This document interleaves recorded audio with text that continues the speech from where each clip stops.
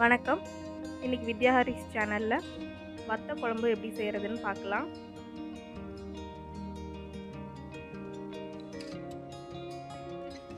அதுக்கு முதல்ல ஒரு லெமன் சைஸ் அளவு புளி எடுத்து தண்ணியில் ஊற வச்சிடலாம். ஒரு 15 நிமிஷம் கிட்ட ஊற வைக்கணும்.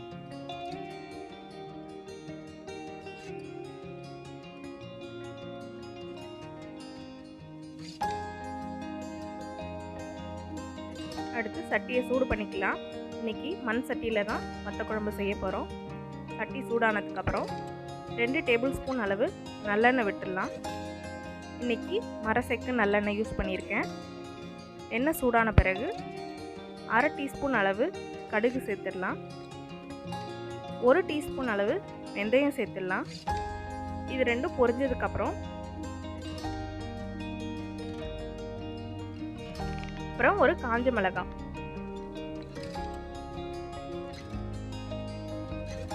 சின்ன வெங்காயம், ஒரு 15 சின்ன வெங்காயம் இதில் ஆட் பண்ணிடலாம்.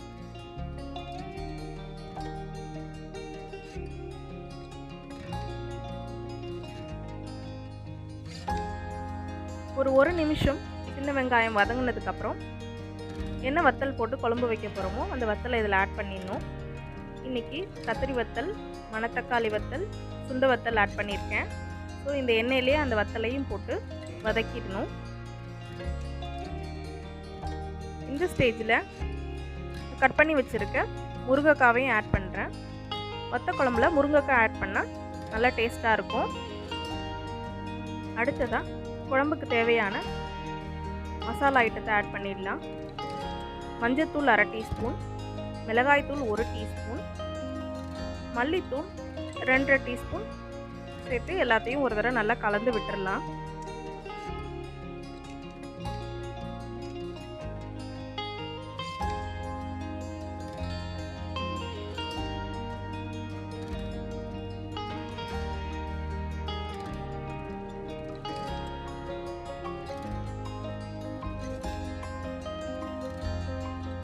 இந்த குழம்புக்கு 1 டீஸ்பூன் அளவு சாம்பார் பொடி கூட ஆட் பண்ணலாம்.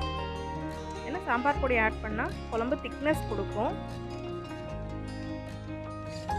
ஆனால் இன்றைக்கி நான் சாம்பார் பொடி ஆட் பண்ணாமல் தான் செஞ்சுருக்கேன். ஸோ அடுத்தது நம்ம கரைச்சி வச்சுருக்க புளி தண்ணியை இதில் ஆட் பண்ணிடலாம்.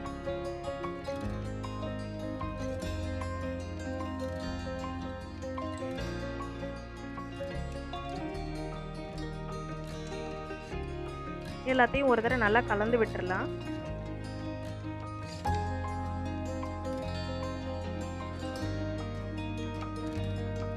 இந்த குழம்புக்கு தேவையான அளவு உப்பு சேர்த்துட்டு குழம்பு கொதித்து காய் வேகணும்.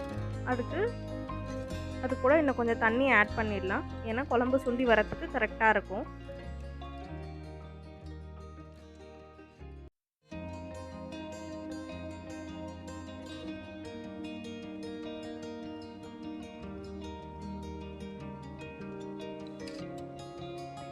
குழம்பு நல்லா கொதி வரணும்.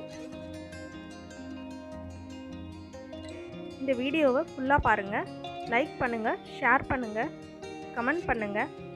அப்புறம் வித்யாஹாரி சேனலை சப்ஸ்கிரைப் பண்ணாதவங்க சப்ஸ்கிரைப் பண்ணிவிட்டு பக்கத்தில் இருக்க பெல் ஐக்கானையும் கிளிக் பண்ணி ஆல்ட்ரு ஆப்ஷனை சூஸ் பண்ணிக்கோங்க. குழம்பு நல்லா கொதிக்க ஆரம்பித்ததுக்கப்புறம் தீயை மீடியம் ஃப்ளேமில் வச்சிடலாம். குழம்பு நல்லா கொதித்து சுண்டி வரத்துக்கு 10லேருந்து 15 நிமிஷம் வரைக்கும் ஆகும். அப்பப்போ கலந்து விடுங்க, அடி பிடிக்காமல் இருக்கிறதுக்கு. கொதித்து காயெல்லாம் வெந்து நல்லா சுண்டி வந்துருச்சு.